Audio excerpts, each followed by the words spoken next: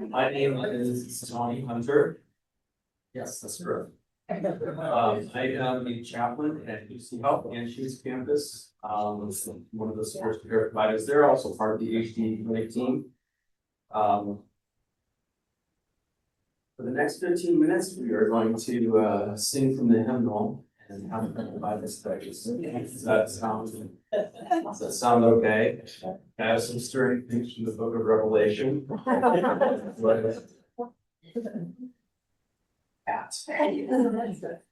It's just not what we do. And so I think it's important to talk a little bit about what it means to be in spiritual care. And so there are two truths. There's lots of truths, but there's two truths I want to point out about spiritual care. One, what is religious is not always spiritual. And what is spiritual is not always religious. That's an important point number one. Important point number two is a spiritual care provider, we do everything as spiritual. So whatever contradictions you feel in there, wrestle with that, because that's what we wrestle with all the time.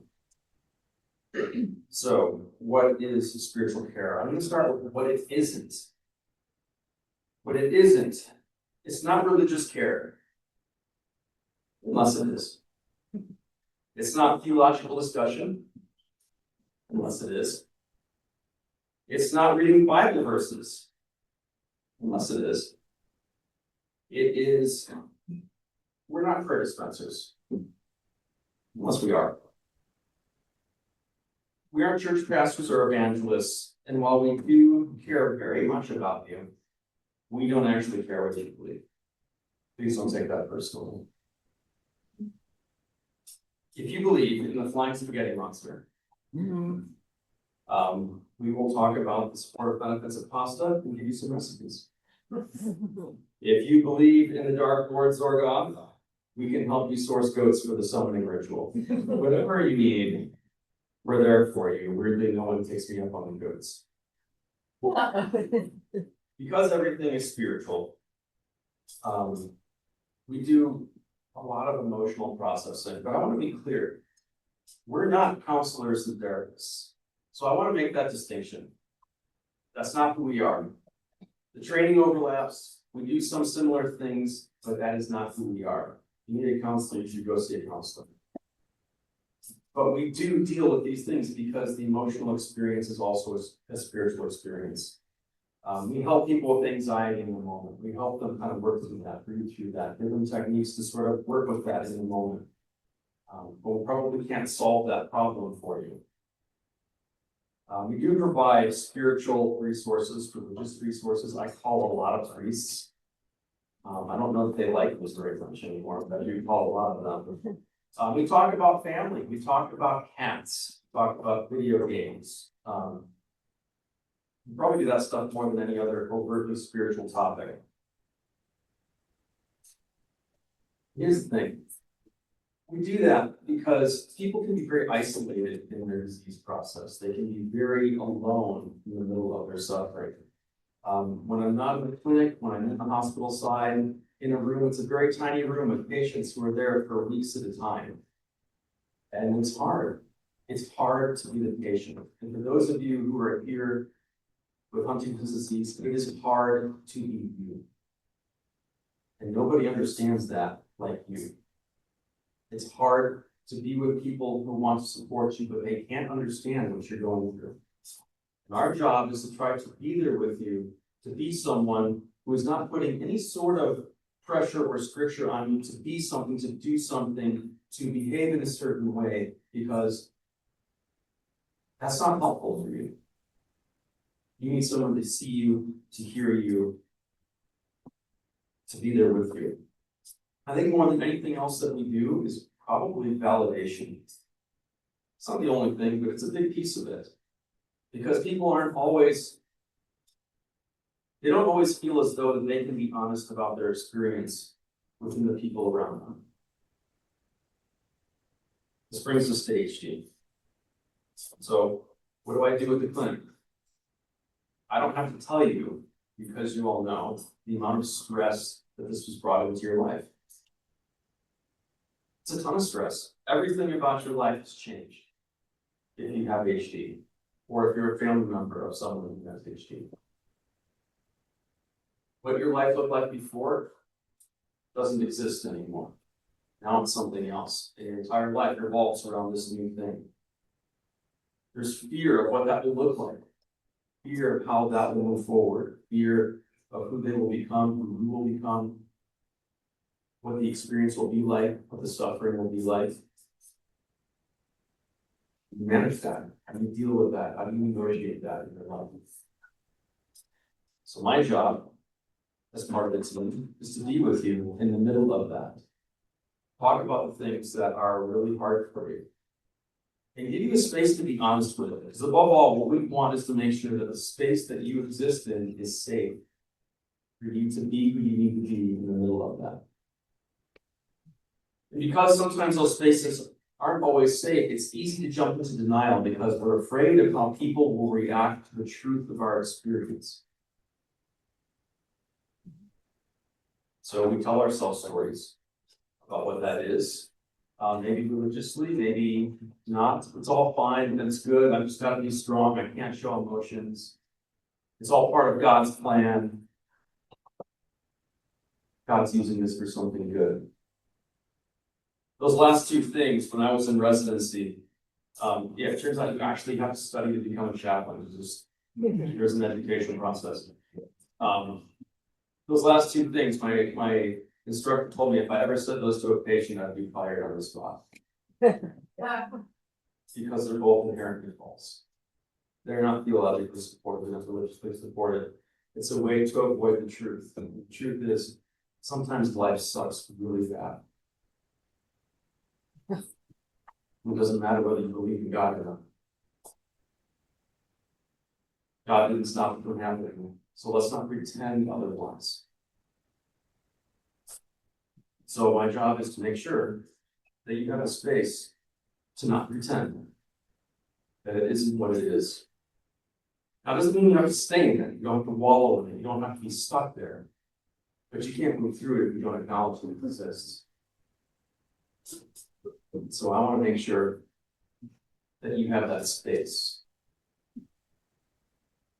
There's all sorts of dynamics. It changes your relationship to family, to your partner, to your kids, your parents, to yourself. I can't fix any of that, but we can talk about that. And we can find a place to be honest about that. Maybe talk about what that might mean and what it might look like. And that difference isn't always bad, but we do sometimes have to let go of what was. And so we talk about that. There's lots of other things that take place because of disease progress or medication or whatever. Sometimes things can become unsafe. And the person that you knew isn't what you thought they were. Not because it's their fault, but because of something that's happening to them that they can't control. And you have to decide, am I going to stay there or am I not going to stay there? What's the right thing to do? And I don't tell you what that is, but it is something that you have to wrestle with. And so we have those conversations as well. There is what I like to call the strength fallacy. I mentioned it earlier. Well, I've got to be strong. I'm just being strong. Pretending that this isn't bothering you. But the thing is, that's not strength. It's avoidance. That's fear. Because strength is telling the truth of your experience, feeling it, without worrying about what anyone thinks about it. Because if you don't engage it, again, you can't go through it. And the more we lie to ourselves, the more we set ourselves up for problems later. Because eventually that check comes due. Whether we like it or not. We will experience it. We will have to face it. We can either do it on our own terms or wait until it's overwhelming. Which is laughable because it's overwhelming from day one. There are the spiritual and religious disconnecting rationalizations that people deal with. I alluded to that a minute ago. It's just not helpful. See, the thing with faith is, faith can be a tremendous support, but it can also be a tremendous mask. It can be something we can hide behind. And it can look the same on the surface. And so sometimes I talk to families and they're like, oh yeah, no, we have a great support group at our church. You know, we're really leaning into our faith. We're going to see counselors. We're doing all this stuff and we're grabbing all these resources, and faith components are really helpful. That is a great use of faith. Helping them with the existential question, helping them come to terms with what the inevitability of the end means for them. And then there are those who don't engage it because, well, I have a faith and God's there, that's fine. Okay, but it's also hard. Yeah, but it's all good because God. But okay, what does that mean to you? It's fine, we're fine, it's all fine, this is fine. And that is when it's not so helpful. Because eventually, when they can't tell themselves it's fine anymore, it all comes crashing down and they weren't prepared for it. And not only does it destroy them in that moment, whatever they believed their faith was crumbles too, because what they thought it was going to be didn't happen. So I want to help them as they walk through and navigate that, support that faith, but also help them be honest in the middle of it, because, you know, I'm told that lying isn't good. I think it's in the Bible or something. I don't know. I'm a chaplain. We don't know. And so we wanted to make sure that people aren't fooling themselves. Now, I can't just come out and say, you are so not knowing what you're talking about. It's not good spiritual care. But I can ask questions about what they believe. And maybe ask a question that creates a disconnect that makes them ask a question of themselves. Because I'd rather have them face it now than later. It doesn't help if it's later. It's better if it's now. So it's my job to help wherever people are at, whether they're in the group that has great faith or the group that has a deceptive faith. Navigate that and figure out what that means for them and how it relates to their experience overall. That's it. That's what I do. It's not profound. I can't show you lots of data on it. I don't have any slides. It's mostly because I'm lazy. And I have a toddler, and that doesn't help either.